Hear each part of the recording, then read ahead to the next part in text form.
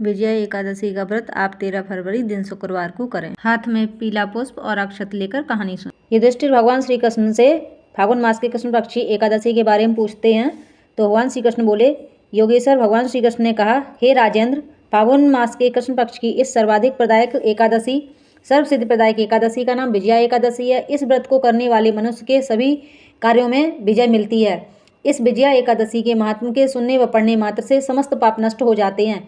इसकी मैं एक कथा सुनाता हूँ। एक दिन देवर्षि नारद ने ब्रह्मा जी से यही प्रश्न किया था। तब ब्रह्मा जी ने नारद जी से कहा था, हे नारद, ध्यानपूर्वक सुनो। इस विजया एकादशी का व्रत नए पुराने और गत जन्मों के पापों का हरण करने में प्रत्येक क्षेत्र में व्रत धारक को विजय दिलाता है।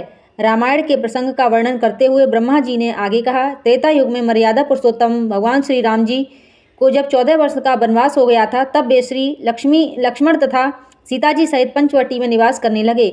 वहां से दुष्ट रावण ने जब सीता जी का हरण कर लिया, तब भगवान श्री राम और लक्ष्मण जी अत्यंत व्याकुल हुए और सीता जी की खोज में चल दिए। घूमते घूमते जब वे मरणासन जटायु के पास पहुंचे तो जटायु उन्हें सीता जी का वृत्तांत सुनाकर स्वर्गलोक को चला गया। कुछ आगे जाकर उनकी सुग्रीव से मित्रता हुई और बाली का वध किया। हनुमान जी ने लंका में जाकर सीता जी का पता लगाया और उनसे श्री रामचंद्र जी एवं सुग्रीव की मित्रता का वर्णन किया। वहां से लौटकर हनुमान जी श्री रामचंद्र जी के पास आए और सब समाचार कहे। श्री रामचंद्र जी ने वानर सेना सहित सुग्रीव की सम्मति से लंका को प्रस्थान किया। जब श्री रामचंद्र जी समुद्र के किनारे पहुंचे, तब उन्होंने मगरमच्छ आदि से युक्त अथाह समुद्र को देखकर लक्ष्मण जी से कहा कि इस समुद्र को हम किस प्रकार पार कर सकेंगे।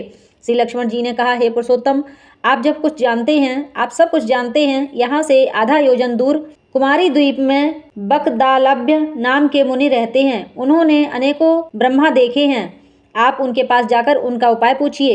लक्ष्मण जी के इस प्रकार के वचन सुनकर भगवान श्री रामचंद्र जी बकदालभ्य ऋषि के पास गए और उनको प्रणाम करके वहां बैठ गए। मुनि ने उनसे पूछा, हे राम, आपका आना कैसा हुआ। भगवान श्री रामचंद्र जी ने कहा कि हे ऋषिवर, मैं अपनी सेना सहित यहाँ आया हूँ और राक्षसों को जीतने के लिए लंका जा रहा हूँ। आप कृपा करके समुद्र पार करने का कोई उपाय बताइए। मैं इसी कारण आपके पास आया हूँ। महर्षि बकदालभ्य बोले, हे दशरथ पुत्र राम, फागुन मास के कृष्ण पक्ष की एकादशी का व्रत करने से निश्चय ही आपकी विजय होगी। साथ ही आप समुद्र भी अवश्य पार कर लेंगे। इस व्रत की विधि यह है कि दशमी के दिन स्वर्ण, चांदी, तांबा या मिट्टी का एक बड़ा कलश लेकर उसे जल से भरकर उस पर पंच पल्लव रखने के पश्चात उसे वेदी पर स्थापित करें। 7 अनाज एक जगह मिलाकर घड़ा रखने हेतु वेदी बनाएं और घड़े के ऊपर जौ रखें। जौ के ऊपर भगवान श्री नारायण की जो भी मूर्ति हो स्थापित करें। एकादशी के दिन स्नान आदि नित्य कर्म से निवृत्त होकर धूप, दीप, नैवेद्य, नारियल आदि से भगवान श्री कृष्ण की पूजा करें।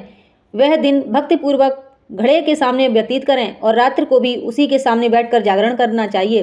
द्वादशी के दिन नदी या तालाब में स्नान करके उस घड़े को ब्राह्मण को दे देना चाहिए। यदि तुम इस व्रत को सेनापतियों के साथ करोगे तो अवश्य ही तुम्हारी इस कार्य में विजय होगी। इसके पश्चात भगवान श्री रामचंद्र जी ने विधि पूर्वक विजया एकादशी का व्रत किया और उसके प्रभाव से लंका के राक्षसों पर विजय पाई। अतः हे राजन, जो मनुष्य इस व्रत को विधि पूर्वक करेगा उसे दोनों लोकों में विजय प्राप्त होगी।